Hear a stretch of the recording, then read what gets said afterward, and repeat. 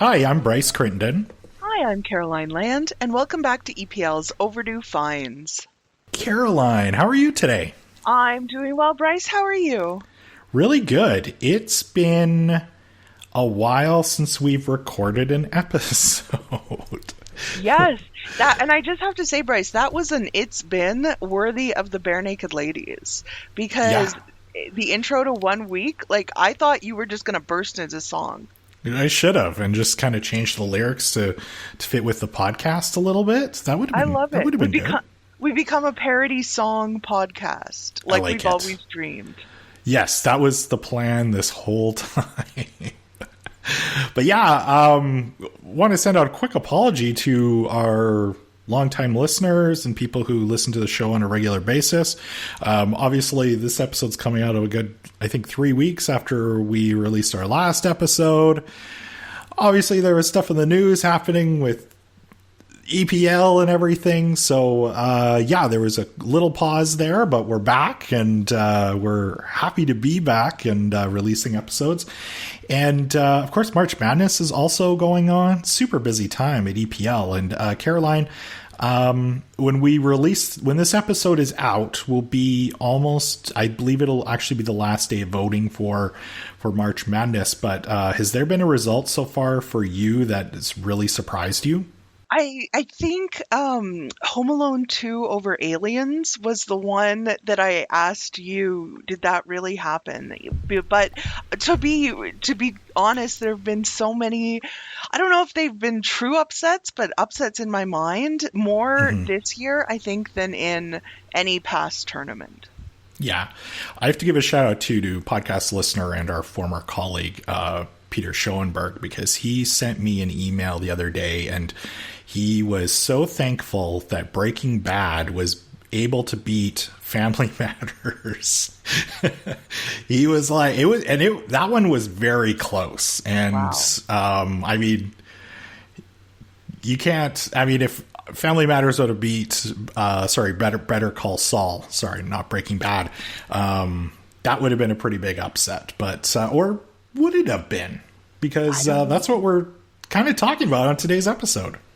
Well, and these are I get the idea of something being an upset in the sports world where somebody is favored to win because they are arguably a better team and then the other team wins. But in this, is it an upset or are we just out of alignment with where people are at? I don't know.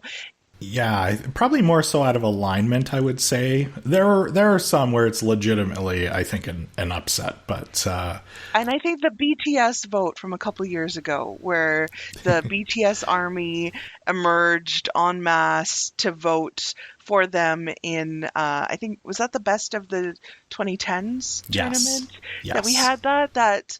I don't know if that was so much an upset as like a storming to victory, but yeah, lots of things to reflect on. But the point is vote. If you still can, go and vote. Absolutely. So head over to epl.ca/podcast and make your votes today and head to our social media channels. And I also want to tease too that towards the end of the episode, when we do our episode preview, there will be a major podcast announcement.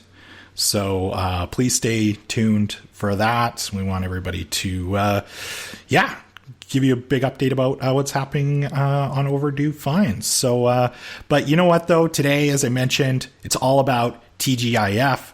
We release episodes on Fridays, and what a perfect topic for us to be covering today. And we've got a special guest joining us on our episode.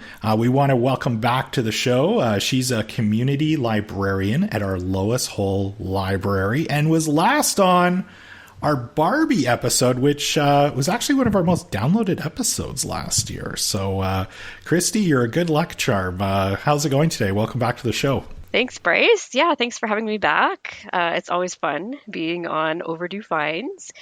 I think the Barbie episode was probably one of my favorite episodes too. So Nice. So Bryce mentioned that you are a community librarian at our Lois Hole Library.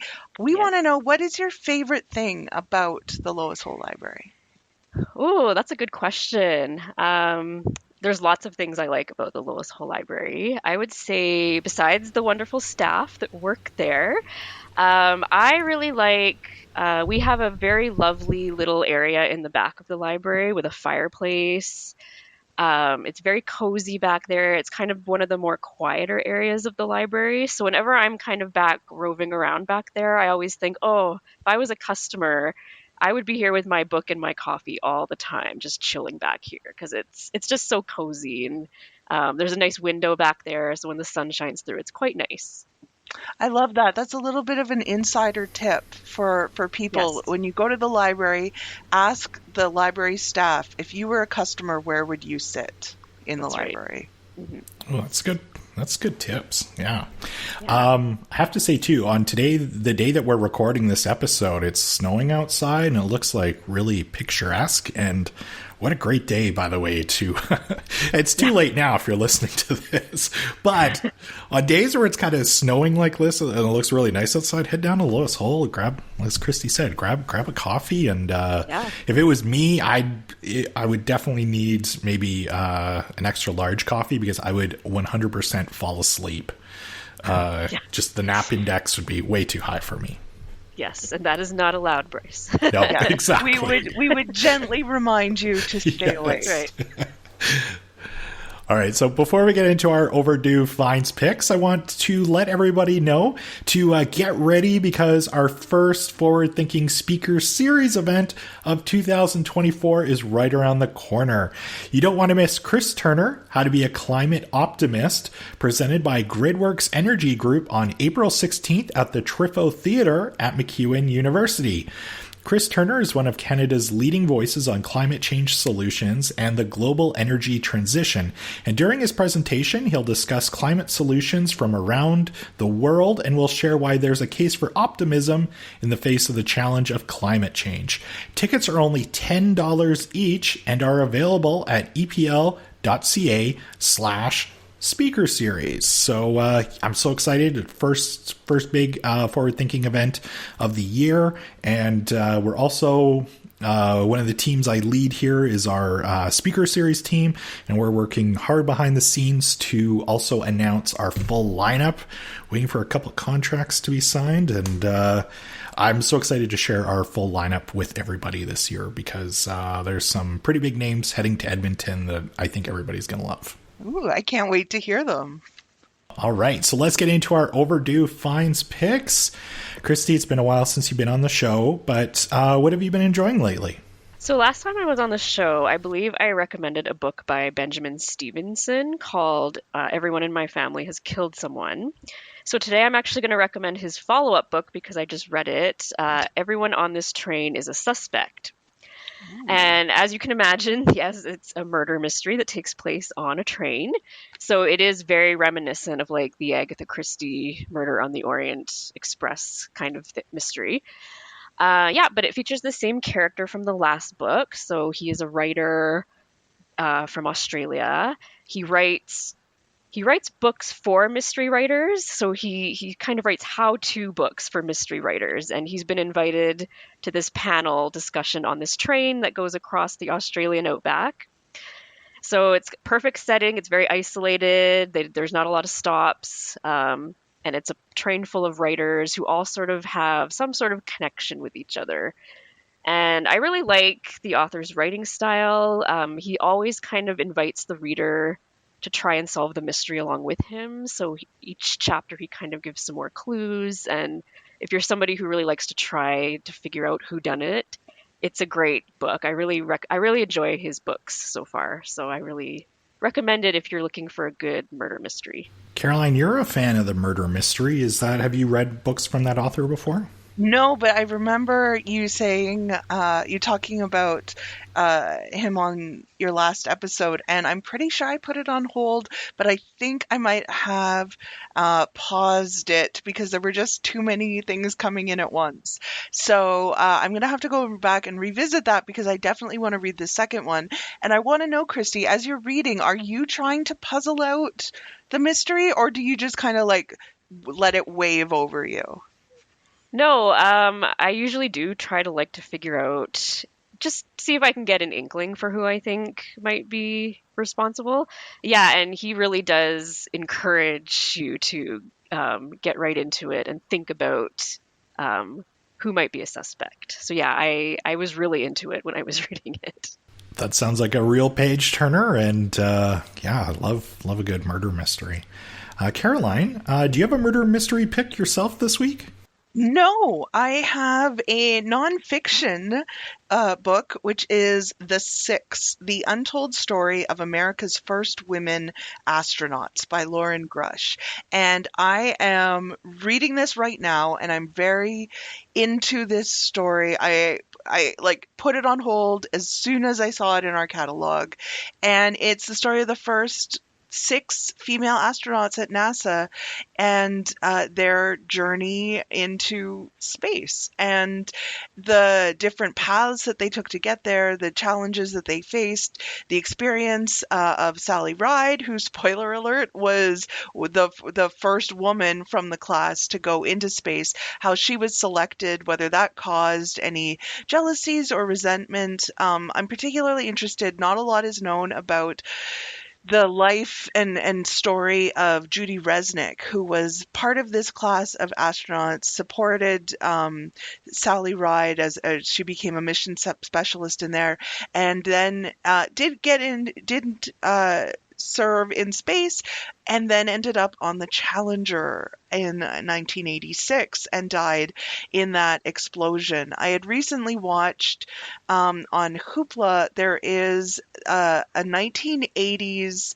like 2-part miniseries dramatization about the Challenger explosion, which it's incredibly detailed. I had also seen, and this is not me trying to shoehorn 3 recommendations into one, but I had seen a documentary on Netflix about the Challenger explosion, and when I watched the 1980s TV movie, I was amazed at how much it included, that the documentary featured, 20, 30 years later, around the details of the O-rings and all of the issues and the failure to identify and speak up about the issues. So if you do check out the TV movie from the 80s, know that it is highly accurate in terms of its scripting and portrayal of the astronauts involved. But getting back to the 6, I've always been fascinated.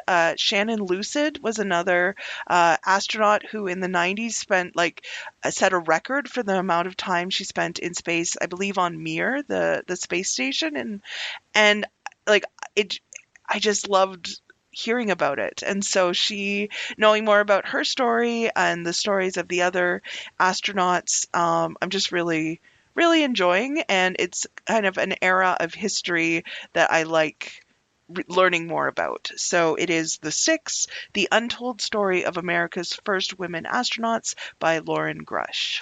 That sounds really good. It's funny because like when you look back at like the history of NASA and space exploration when they go to the moon in 1969, like America really loves to obviously romanticize that era of space travel, and totally understandable. But yeah, we don't really, we hear about the Neil Armstrongs and the Buzz Aldrins and everybody like that, but yeah, we really don't hear much about Sally Ride and some of those other first female astronauts. And yeah, that sounds really good and something I think I'd really enjoy reading. Yeah, and the book itself, highly accessible. It kind of alternates, takes turns, kind of focusing on each of the women. So yeah, and we also have it as an audiobook in the collection. So yeah, so what have you been enjoying, Bryce? I actually have a book pick this week. I don't normally have a lot of book picks. I know mine are mostly 80s action movies, but this week, though, it ties into what we're chatting all about today. When I saw this book was in our collection, I immediately had to put a hold on it. And my pick this week is a book called Behind the Screens, Illustrated Floor Plans and Scenes from the Best TV Shows of All Time by Inaki Aliste Lizarralde, my apologies if you're listening and I butchered her name, and Neil E. Fisher. So the book is exactly like what the title says. We get detailed overhead floor plans from classic TV sitcoms. So we've got floor plans from The Brady Bunch, Friends, Seinfeld, and of course Overdue Finds favorite, The Simpsons.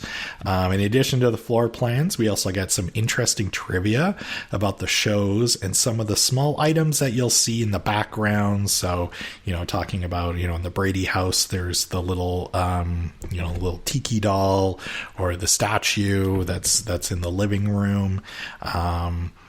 So if you're a fan of network TV and just pop culture in general, I think you'll really enjoy this book. So this is one of those coffee table books that set out and people come over, they'll have a blast flipping through it, and you will too, just kind of picking it up and going through them. Unfortunately, there's no TGIF shows in there. I was really hoping maybe you would get the layout of maybe the Tanner household, but it's a fun book to kind of go through, and especially the Simpsons one is a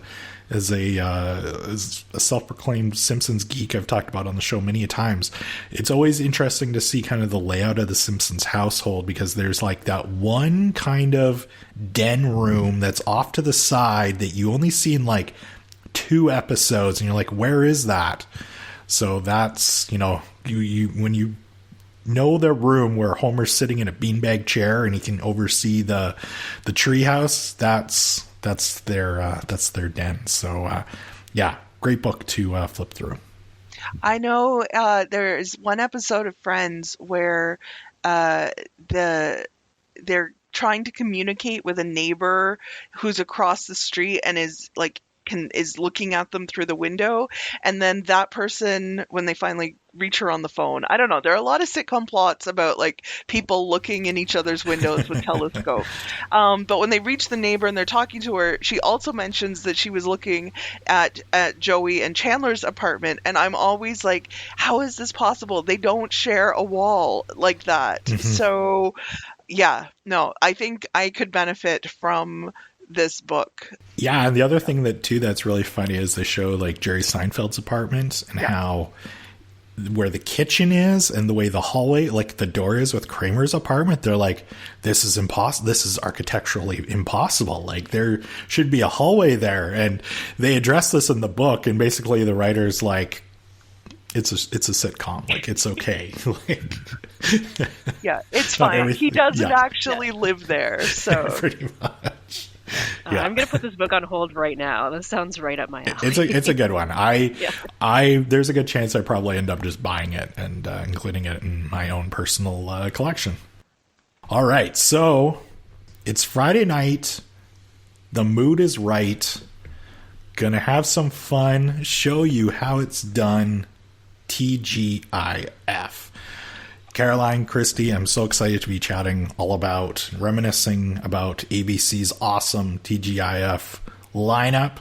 And Caroline, you got some facts about TGIF that you're going to share with us. Yeah, so in case someone is wondering just what exactly are we talking about today, here's some context for TGIF. It was an ABC programming block of family-friendly sitcoms that originally ran from September 1989 until September 2000. It was revived twice, from 2003 to 2005, and then again from 2018 to 2019, but nothing met the success of that original decade plus of TGIF. It was inspired by a network executive's tradition of watching The Wonderful World of Disney with his family as he was growing up, but instead of it being centered on a Disney movie, it was built around family-oriented sitcoms. ABC also went all in on this idea, trying all to create Terrific Tuesday and What a Wednesday, but the Friday Fun Club was its most successful endeavor, even though it underwent some changes before finally rebranding as TGIF. You think you might know what TGIF stands for. Originally, it was Thank Goodness It's Funny, which is not what I would say. They kind of moved away from insisting it had that meaning as it went on and became just kind of known as TGIF. The block premiered with 2 existing shows, Full House and Perfect Strangers, a new show, Family Matters, which was a spin-off of Perfect Strangers, and in the very first week, a preview of a new sitcom, Free Spirit, before switching the following week to its regular programming of Just the 10 of Us, which was also a spin-off, this time of Growing Pains, the show that said, hey, what if we focused on the high school football coach? Yeah, just Why not? natural transition. Yeah. What happens when he goes home? What's his story? Yeah. And his 10 children. The next year had Going Places, Dinosaurs, and Baby Talk, replacing Just the 10 of Us, starting a tradition of some shows only airing for a season or only for parts of the year. Characters from the sitcoms would host interstitials between the shows, often in character. Sometimes other ABC characters or special guests would show up, like Hanson in the late 90s. There would be crossovers between the shows, like when Steve Urkel of Family Matters flew into the Chicago sky in a rocket pack and landed in the Wisconsin set Step by Step a half hour later, Step by Step being an updated version of The Brady Bunch starring Patrick Duffy and Suzanne Summers. Over the next decade, TGIF would feature many different shows, including Boy Meets World, which has the distinction of being one of the only shows to only air on Friday nights as part of TGIF. Other ones got moved in and out of the lineup. Hangin' with Mr. Cooper, Getting By, Camp Wilder, and Clueless, the sitcom version of the 90s movie. Again, ABC refused to let the idea of having additional programming blocks go, trying to create at various times The Hump, which was Wednesday night programming, MCTV, which was Saturday morning television anchored by the MC Hammer cartoon Hammerman. And Great cartoon, by the way. Great cartoon. I remember it. And I love Saturday Night, a pitch to try to get people watching on Saturday nights. By the late 90s, a more supernatural theme was emerging with Aliens in the Family, a Jim Henson Productions production about a blended human/alien family. You Wish, a genie was unleashed from an ancient rug. Teen Angel, where a boy dies from eating a 6-month-old hamburger, then sticks around as a guardian angel to his best friend. As well as, most famously, Sabrina the Teenage Witch, which in many ways brought back things full circle to TGIF's debut, as Free Spirit, that one-off on the first night, was also about a witch, that time a witch who becomes a nanny to a family. In 2000, Making the Band, a reality show about the process of creating what would later become the boy band O-Town, debuted on TGIF. It was the first and only non-sitcom show to air on TGIF and was the last new show to debut. Due to falling ratings, competition from CBS, which went hard on Friday nights around the end of the 90s, and changing viewership patterns, TGIF ended in September 2000. The last night of original programming had aired in May, followed by repeats through the summer months. And that is TGIF. Wow. Well, that's it for this episode this week. Thank you so much for tuning in. Wow, there was a couple of those shows you mentioned I do not remember at all. Although I was like getting to be a little bit older towards the end there. So, but Christy, you know what? I'm going to start with you. When we mentioned this episode to staff, you right away were like, I'm on for the TGIF episode. Obviously, I assume you watched TGIF, but why do you think it was so popular? Yeah, so I definitely watched more of the earlier years of TGIF because I remember that original lineup that Caroline was talking about. Like you, Bryce, I don't think I was watching by the late 90s because there was a lot of those shows that I had never heard of either. But I think the reason it was so popular, especially in the 80s, at the risk of sounding like an old person, there just wasn't anything else to do on Friday nights. Like there was no internet. There was no smartphones. There was maybe video games, but not the extent to what video games are like today. There was no Twitch or streaming or anything like that. So TV was your entertainment, unless you were maybe playing board games or going out if you were a bit older. But as a family, that's what we did on Friday night. We sat around and watched TGIF. That was our entertainment. So I think that's very true for other families during that era. And I think that's why it was so popular, especially among children and tweens of the 80s, early 90s. Mm-hmm. Caroline, how about you? Like, was there... Obviously, you watched it, because if not, we probably wouldn't be talking about it today. But, like, for you, like, why do you think it was so popular? Yeah, I agree with Christy. I think both the limited options, but then also the limited TV options. Yes, it was starting to expand with cable and other networks. But thinking like Fox was just debuting around this time as a network. Yeah. We were still on kind of the big three of ABC, NBC, CBS.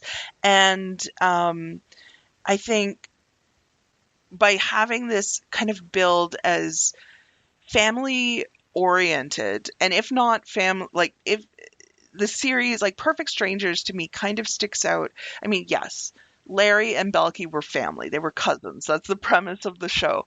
But it's not a family about kind of a family the way that Just the 10 of Us or Full House was, with like children and adults and multi-generations. But I think that's where it kind of went after there, with like Family Matters really being that model until kind of Steve Urkel took over in many ways, of the show that the family would watch. And again, thinking, I know we've talked about this in the past, but the idea of like maybe you had a separate TV room or a den or a playroom or something, but if the whole family's watching something together, it has to be something that is like the parents will watch and the kids is okay for the kids. And so having family-oriented programming on this, followed by 2020, which, that hard smash from whatever was going on in TGIF world to a news magazine show. But yeah, and I think the predictability of having it and knowing exactly what it was going to be. Yeah, Christy, I think we must be around the same age group because, like at that time, like when it came out in 89, so like September 89, I figured it out. I was in like the 5th grade. So like a perfect age for a kid to kind of really enjoy these shows because like it was too young to go out anywhere. So you were at home. And the shows that they had for that first lineup were all great. Like obviously, Perfect Strangers, Full House, Family Matters. Just such a great way to kind of get people together, and especially on a Friday night. And it was also one of those weird things too, where also around that age, like you're having like sleepovers with friends and everything, and like we would like It's like you'd go over to a friend's house, we'd rent a Nintendo game, watch TGIF, and once TGIF was over, it's like, all right, we are playing Rampage now, or Operation Wolf, or whatever. So, yeah, it was just such a fun time. And yeah, definitely if you're kind of in that kind of Gen X, very young millennial group, yeah, you'll definitely have fond memories of it. But yeah, there was, like you said, there's no internet, there's no online gaming. So, and yeah, there was probably only most homes in 1989, you probably only had one TV. So yeah, you're right, Caroline. You have to have something that entertains the adults and kids. And I do have to point out, Caroline, you joked around earlier about the premise of just the 10 of us being like a weird spin-off. Like Perfect Strangers, like how Family Matters is like a spin-off of Perfect Strangers, and it's based around Harriet Winslow, who was a security guard at like the newspaper that Larry worked at. It was kind of an odd transition for a spin-off. Yeah. And as I was going through, like, there were so many spin-off series that kind of came out of this world, spin-offs and movie adaptations, or, you know, using that loosely, like, Baby Talk was Look Who's Talking, right? Yeah. But not called that. The Clueless show that I mentioned, also for a while was Billy, a spin-off of Head of the Class. And yeah, I think that it was kind of like once they had the formula for it, they just kept making it, and there was no idea. Like if you want it to be about the football coach, here we go. And if you want it to be about Harriet, let's do it. Here's a semi-popular character, and let's just give them their own show. Yeah. Yeah. Yeah. So did you have a favorite series, Christy? Yeah, I think overall my favorite series was probably Full House. To this day, I'm still kind of a bit of a Full House fan. I've revisited the series since it originally aired. I've watched the reboot that was on Netflix. Yeah, it's always kind of held a special place in my heart. I know as watching it as an adult, it's maybe a little bit corny now, but it's still a great show to put on in the background. I have children now myself, so I know it's something I can put on, and it's something that they can watch too. I also did really enjoy Perfect Strangers. I remember that was one that we all liked watching as a family.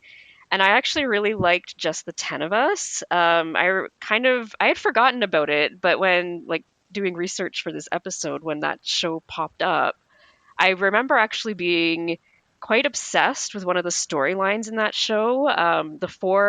There's 10 children, but 4 of them were teenage sisters, and they all started a singing group for that storyline covered a few episodes, I think, and I just remember being obsessed. They would like dress up as like 80s pop stars, and they would sing covers of songs like Dancing in the Street. And I just remember I loved it. I just thought it was amazing. So it brings back a lot of good memories. But yeah, overall, I would say Full House was probably my favorite. It wasn't as long of a plot line. Like I think the Lubbock Babes plot line went on longer, but I remember like creating a band and singing pop hot songs of the day was such a staple for this. I remember on Full House when Stephanie started a band and they sang The Sign by Ace of Base over and over and over again. Like that's burned in my mind. Yeah, and the Do the Urkel dance, like singing and dancing was a big part of these shows, and definitely part that sticks out in my brain the most. Yeah. Well, the Beach Boys seemed like they were on Full House. Like, I want to joke every other week, but they had multiple appearances on Full House. Yeah, they did. And I mean, John Stamos was in the Kokomo video. Yes. Playing he was friends with them or something. Yeah. And then Jesse and the Rippers had their hit Forever, which was big in Japan. And like sometimes I'll find myself like singing that and being like, what am I singing? And it's that. I will say as a kid, I did not care for Jesse and the Rippers. I was like, Jesse and the Rippers are lame. I don't care what anybody says. I hated anything to do with Jesse and the Rippers. Fair enough. Yeah, so were there any shows that you had just like not taken in, or maybe had forgotten about, or hadn't heard of when you were researching, Christy? You mentioned Camp Wilder. Yeah. That was one I had forgotten about it, but when that name came up, I was like, oh yeah, I remember this now. Jerry O'Connell, I think, was in it, and Yep. Mary Page Keller, who was everywhere in the 90s. She was in Baby Talk too, I think. Yes. Yeah. Yes, I don't really remember the plot, but I remember the characters. I think I kind of remember the theme song a little bit. It was instrumental. But yeah, I just remember Jerry O'Connell and Mary Page Keller, and that was one I had completely forgotten about.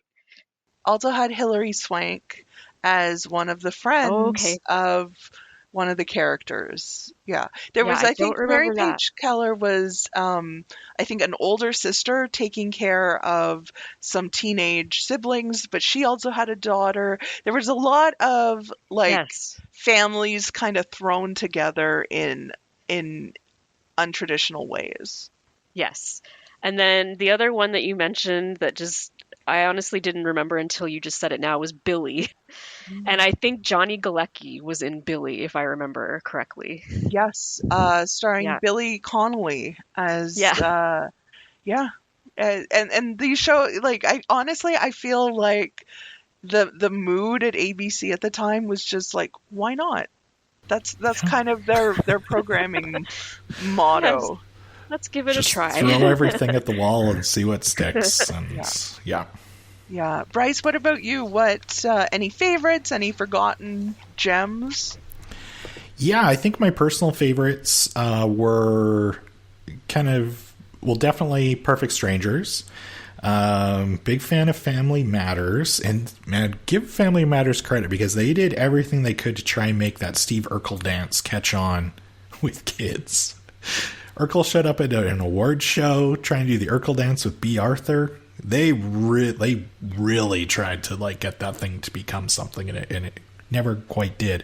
I also enjoyed Full House too, minus of course anything to do with Jesse and the Rippers.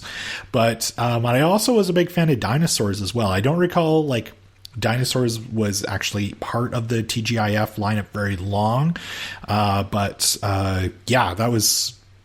Yeah, in the early 90s, nothing was more hilarious than Dinosaurs. And I do have to bring it back to I believe I mentioned this show, and if I didn't, I should have, on our Best Worst TV Endings episode.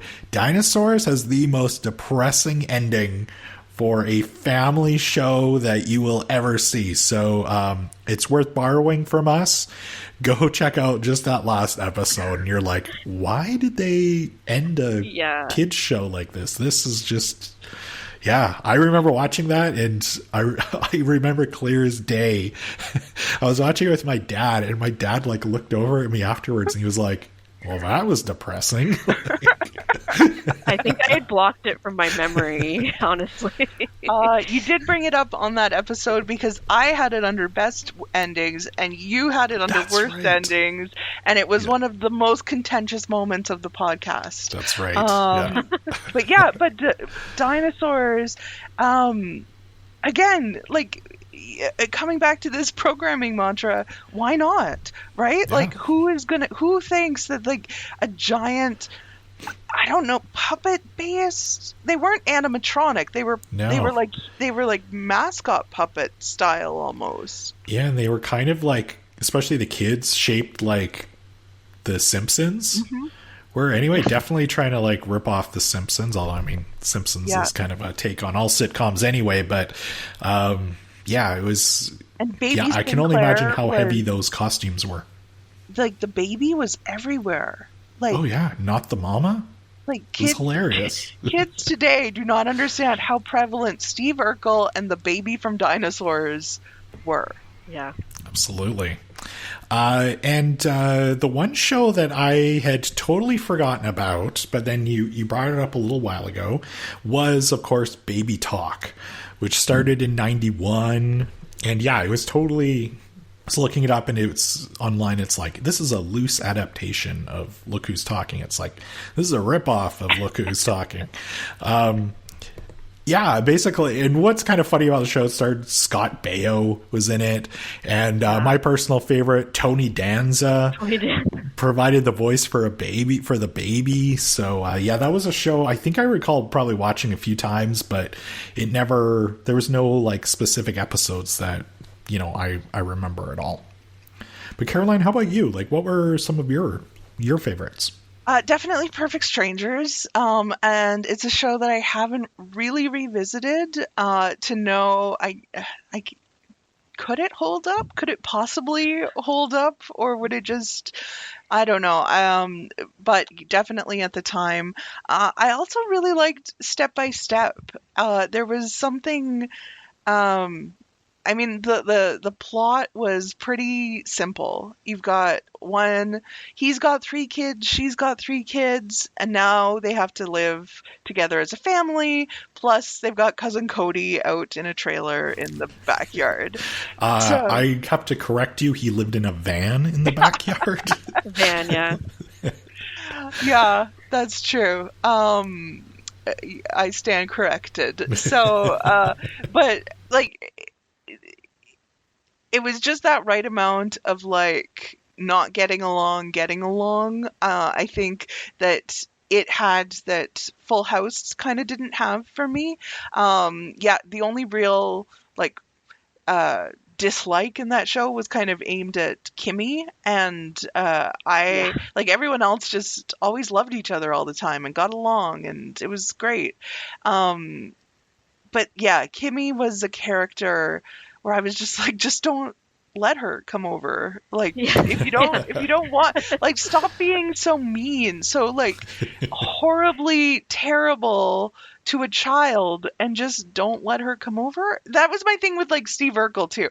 I don't know. And I grew up in a place like at home, people could come in. Our door was always open. It was like you could drop by, but I'm like, why are you allowing this? You're an adult. You can take steps to prevent this child from coming into your house. Yeah. Yeah. Yeah, that was kind of funny, the whole sitcom premise, and it's very similar to Seinfeld too. It's like Kramer just slides in all the time, and Jerry talks about him mooching his stuff. I'm like, just lock your door, Jerry. You live in New York City. You should be locking your door anyway. So that's some boundaries here. That's one show that I had remembered bits and pieces of was a sitcom that only aired for a couple episodes, and it was Hi Honey, I'm Home. And it was a show about like a 50s TV family, but they were in the 90s. And this was one that if YouTube didn't exist, I would probably be walking around now being like, did I imagine this? Because I can remember the theme song. And again, I sing it to myself a lot.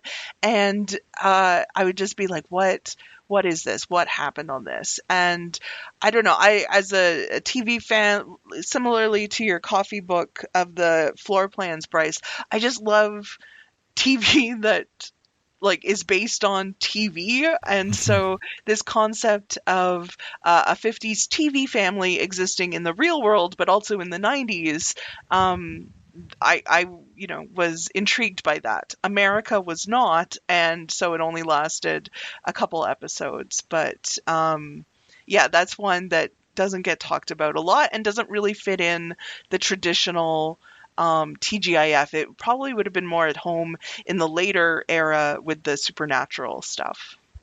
Yeah, and that was kind of, I imagine you probably had a little bit of a Mandela effect going with that show.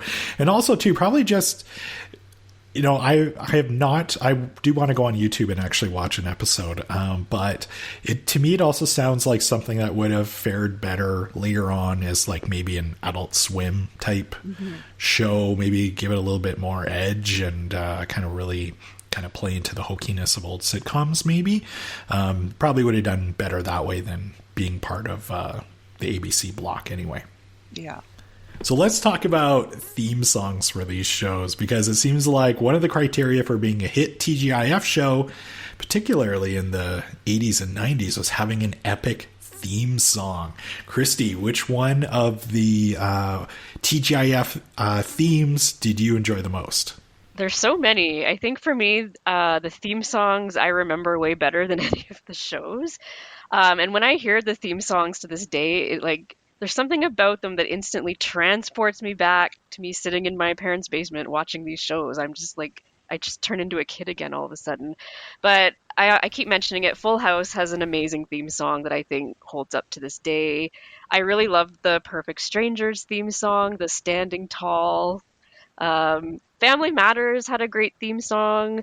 And I actually really like Step by Step's theme song as well. One thing that I remember about Family Matters is that I think the original theme song was What a Wonderful World by Louis Armstrong before it turned into one of the typical theme songs from those other 80s shows. But yeah, I think I had a hard time choosing. I think all of those theme songs are just great. That is the correct answer, Christy, because, and many of those theme songs were written by the same songwriting duo. And so, there was definitely a sound, a vibe, a feeling to TGIF. And I talked about this on the TV theme song episode that we did. Perfect Strangers has no business being as epic as it is. The way that the music swells, the lyrics, this can be extended to the other shows that you mentioned. Step by Step, as I said, it's about two people who got married, and the opening credits happen at a theme park. So it's superimposed over, you're listening to it, there's pictures of roller coasters, and people are in the dunk tank and things like that. The dream got broken. Seemed like all was lost. What could be the future? Could So you dramatic. pay the cost? Would there ever be a second chance? What heart-wrenching, epic drama. This is fantasy world. The dream got broken. What are we talking about here? Oh, Step by Step. Yeah. So those are some of the ones that have stuck with me. Bryce, what have you been humming for the last 30 years? Well, definitely Everywhere You Look from the Full House theme song is a good one. But you know what? The one, though, that has stuck with me all these years out of all of the epic TV theme songs is the theme song from the very first season of Hangin' with Mr. Cooper, Yes. which had En Vogue singing the theme song with actresses from the show, Dawn Lewis and Holly Robinson Pete. So that's one where if I meet somebody or if I see or hear the name Cooper, I can't help but think of Cooper, all the time. I have that theme song is burned in my memory. So, and it sucks because after that first season, they went to a different theme song because I believe one of the actresses left the show. But, I mean, when you got En Vogue singing your theme song, that's awesome.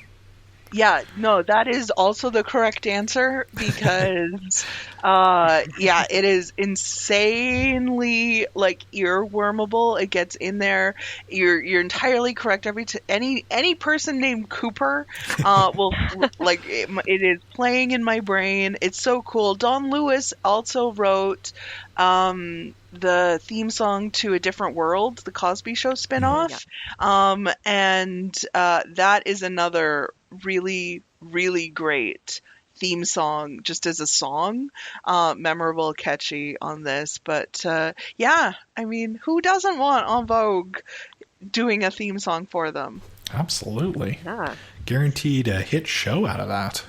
So we talked about these. I mentioned that Perfect Strangers was one that I watched a lot of them, then hadn't really seen since.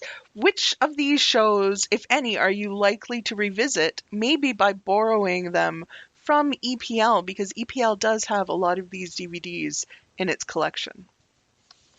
Christy? Well, I've already revisited Full House, as I said. You're right. I don't know if Perfect Strangers would hold up, and I'm almost afraid to watch it again, but I'd maybe give it a try. It's been a long time since I've seen it.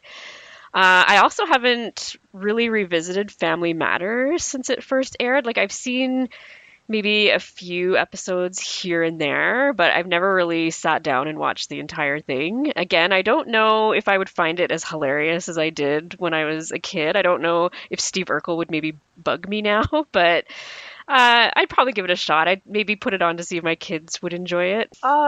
Sorry, I have a follow-up question there. Steve Urkel didn't bug you when you were younger? No, I thought he was hilarious, honestly. Interesting. Yeah. Interesting. I mean, I put my position out here where I would just wanted to like close and lock the doors and hide in my room. That would be my ideal sitcom life. No one would watch it. It's fine. Yeah. Interesting. Bryce, what about you? Yeah, so it's funny. I don't know if it's like Family Channel, but they will air reruns of Family Matters, and I'll catch the odd episode. And yeah, so I feel like I've seen that one like a lot. And try and avoid the later seasons because things get really weird with Steve Urkel and Carl Winslow. They like go into space and they change bodies, and just that show, goes off the rails really weirdly in those last season or two. But the show that I'm most interested in going back and revisiting that's in our catalog, and it's the whole reason, one of the reasons why we're actually doing this episode. And Caroline, when I saw we got this, I was like, boom, there's our TGIF episode, is Step by Step. Because a lot of these shows I remember certain episodes of, different plot lines. Besides TGIF and Cody living in a van in the backyard, I really don't remember specific episodes about it. So we've got the whole series in our collection. So that's one I think I'm going to go back and revisit anyway. Caroline, how about you? Yeah, same. I think recently I had been thinking, I'd like to kind of check that out again. And then like magic, EPL suddenly had the DVDs in our collection. So checking out Step by Step, Suzanne Summers recently passed away. And so, revisiting her as a figure of sitcoms in her career. And I also can't really remember too many specific plots. I think there's one where Frank Lambert, played by Patrick Duffy, who works in construction, and there's something about like the kids are taking messages but they're not getting passed along, and he doesn't get a message that's like, hey, don't go to this site, and then I think he ends up getting like almost hit with a wrecking ball. As I'm saying this, I'm like, could this possibly have been what happened? I guess I will need to check them out and take a look. So absolutely, yeah. But yeah, you can through our catalog, you can create like your own little TGIF lineup at home. So check out some of those DVDs. If you've ever wanted to feel like a network programmer, now is the best time for you to do so. You can just plan your own Friday night as long as you end with 2020. I think you'll be good.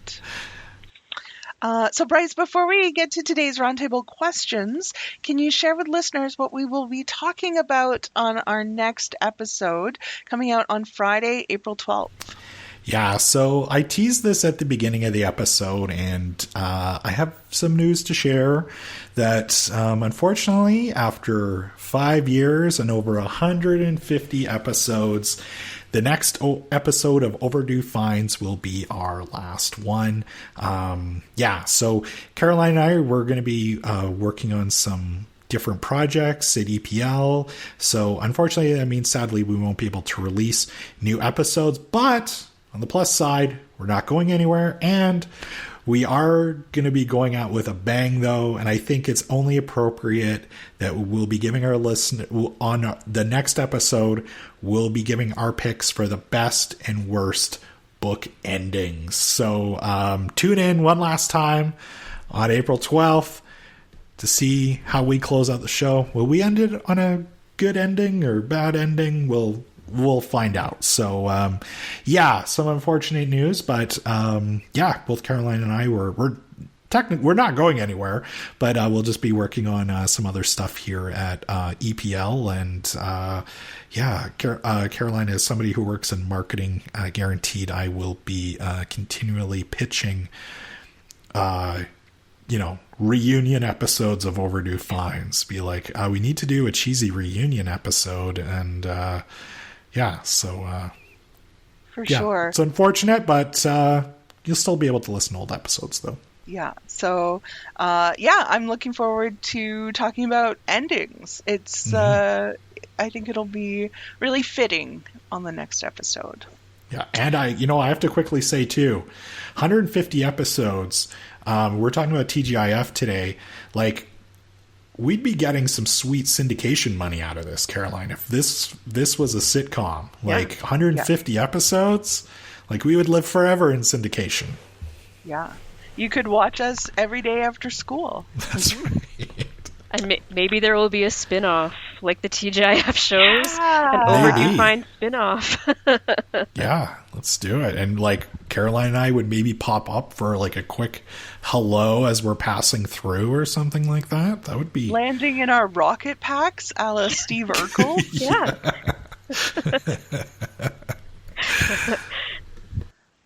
So, on to our roundtable questions. First one, listen up, Hollywood. We're going to pitch some pure gold ideas.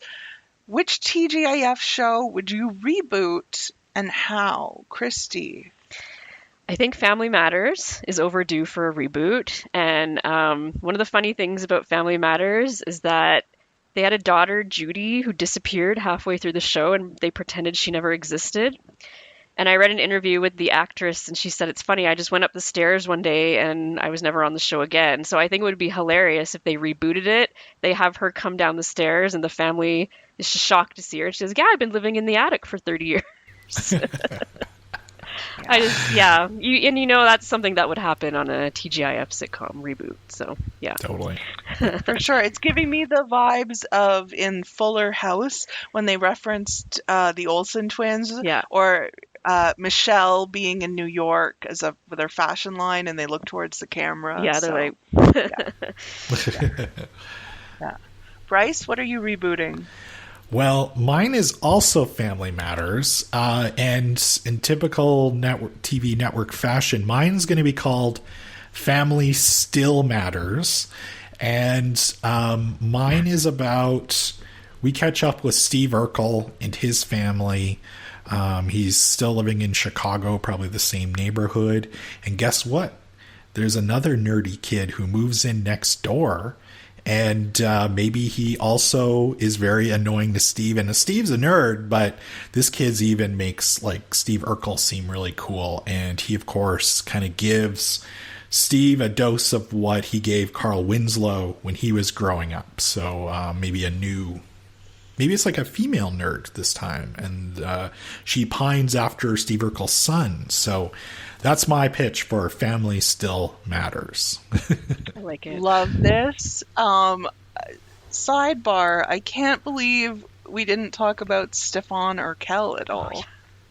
Yeah. That could have been a whole bonus episode of the podcast, I think.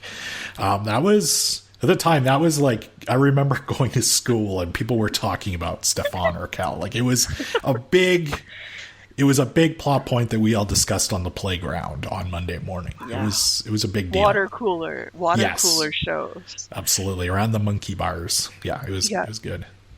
Caroline, how about you?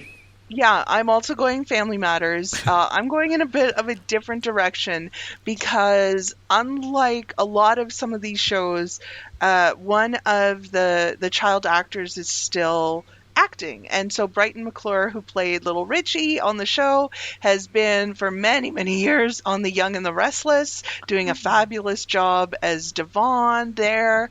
I think he could anchor and center and be like the parent figure with his family. I don't know, maybe there was a divorce or he's widowed. I don't quite know how it is, but intergenerational, sharing the same roof. You get Reginald Vell Johnson back to live with him and be kind of like a grumpy guy with a heart of gold. So you could. I don't know how to handle Steve Urkel.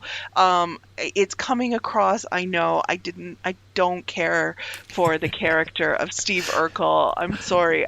It's just not something I find enjoyable to watch. So I don't know how he would play into the reboot, but you'd have to address it in some way. But yeah, Family Matters, definitely time to revisit. Little Richie had a pretty sweet mullet, by the way, too. And those are back in style. That's true. Yeah. That's true. Yeah. Okay, next question. If you had to live inside the world of any TGIF show, which one would you pick, Christy? I'm going to go back to my all-time favorite, Full House, mainly because of the beautiful house they live in the middle of San Francisco. I think today a house like that is probably worth millions of dollars, and I love San Francisco, so I'd be willing to put up with Jesse and the Rippers and Kimmy Gibbler just to live in that house. Yeah. They were doing a radio show in the basement. Yeah. Jesse and Rebecca are raising twin babies, like up 3 stories in the attic. It's so spacious. Yeah, that's a good answer. Bryce? Christy, I swear I'm not copying your answers, but I also had Full House. But for me, I'd maybe want to be like Cousin Bryce and not necessarily live in the house, but maybe I do the classic sitcom thing like in Growing Pains where I live in the loft in the garage or something like that. Some sweet loft there. So I'm kind of on the property, but come in for meals and wisecrack with Uncle Joey every now and then. So yeah, definitely Full House for me. Caroline? Yes, I don't know. Like, we are clearly in a mind meld this week, but yeah, that was the one. And again, it's the set, it's the house that really kind of tipped it over. Like you say, Bryce, I don't know if I want to live there, but somewhere in this, I think. I also really like their backyard. They had a nice backyard, and yeah, some opportunities there. Okay. I think we'll probably have some different answers here on this one. Now, question 3, plan your perfect TGIF watching menu. And I asked for a snack, a main item, and a drink. So Christy, you're sitting down, you've got TGIF all ready to go. What are you eating? So my main item is going to be a personal pan pizza from Pizza Hut. It has to be from Pizza Hut. My snack is going to be a Joe Louis chocolate snack cake, kind of like the moon pie kind of thing. And then my drink will be grape Kool-Aid. It's a very nutritious meal, as you can tell. Nice. Yeah. I am getting hungry just listening to this. Bryce? Christy, mine's different, but kind of the same. So I went with our main item is the same, by the way. I wouldn't necessarily go with the personal pan pizza from Pizza Hut, although that in itself, if that meant I could go into a 90s Pizza Hut and pick it up, that would be perfect. But yeah, I had pizza as mine. My snack is popcorn, of course, because that's also too when they did the little bumpers where it'd be like they would introduce the shows. They always seem to be eating popcorn. And to wash everything down, very nutritious Coke Slurpee from 7-Eleven. So that's mine. Caroline? Yeah, I mean, it sounds like I didn't do any prep for this episode because my answers are all the same as yours, but mine's pizza. Mine's homemade pizza, like, by which I mean all of the ingredients, including the crust, were bought at the store, and then you just put it all on and then put it in. My snack is Smart Food popcorn, so you've got the cheesy taste happening on there, and my drink is a root beer float. So you've got the drink, you've got kind of the Sweet, all happening. It's a sugar rush, guaranteed to have you staying up until the end of that 9:30 sitcom, whatever it was at the time. And then just in time to catch a Charles Manson interview on 2020 afterwards. Yeah. So, You were not sleeping that No. night between the Charles Manson and the sugar. Yeah.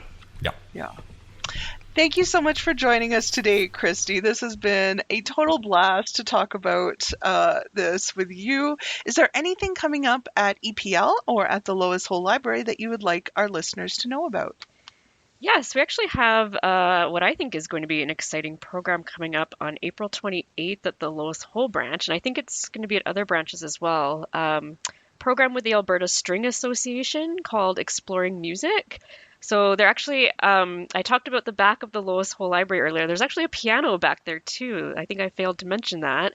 So they're going to be setting up back there. I think they're going to be using the piano, and they're just going to be talking about different instruments and how they work. And I think they're going to be doing a little concert too. So if you're into classical music, I might recommend coming down. It's April 28th, I think I said, at the Lois Hole Library. Yeah, and we'll have a link to that in our list. So we hope you've enjoyed today's episode. If you haven't done so, you could subscribe. There's still time. All the cool kids are doing it. If we do make bonus episodes, you would get them on there. But please leave us a review on Apple Podcasts and tell a friend about the show. It's really not too late. It isn't. And we would love for people to still, if they haven't listened to Overdue Finds, you still listen to it. And we hope you're able to share this with your friends and family. So, and of course, don't forget that we'll have a link to everything that we talked about in today's show notes. And of course, that means links to some of the DVDs we have in our collection, so you can create your own TGIF lineup at home.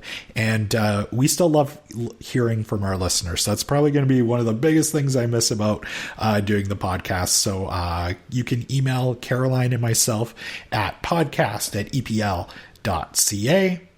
Thank you for listening, and we'll see you next time.